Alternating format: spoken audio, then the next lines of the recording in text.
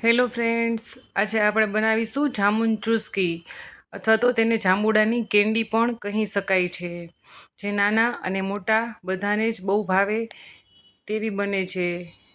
તો ચલો recipe start કરીએ.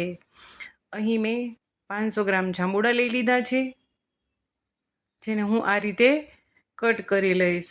જાંબુડા સાઇઝમાં નાના હોય છે એટલે તેને પકડવાની પણ મજા નથી આવતી અને લસરી જાય છે, સુધારવામાં પણ મજા નથી આવતી.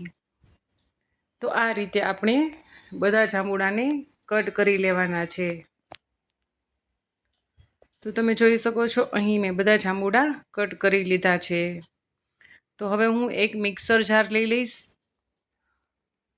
અને તેમાં હું આ કટિંગ કરેલા જાંબુને એડ કરી દઈશ અને ત્યારબાદ તેમાં હું થોડું નમક એડ કરી દઈશ અને અડધો કપ ખાંડ એડ કરી દઈશ અને ત્યારબાદ તેમાં હું દળેલું જીરું એડ કરી દઈશ અને તેમાં થોડું સંચળ એડ કરી દઈશ અને થોડું પાણી એડ કરી દઈશ અને ત્યારબાદ આપણે તેને મિક્સરમાં પીસી લેશું.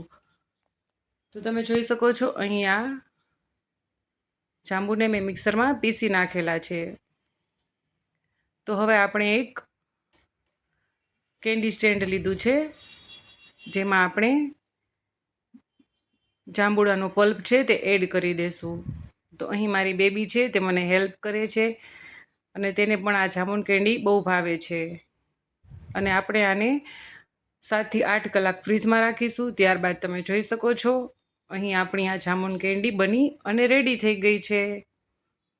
Bye bye. મારી ચેનલને લાઈક અને સબસ્ક્રાઈબ જરૂર કરી દેજો.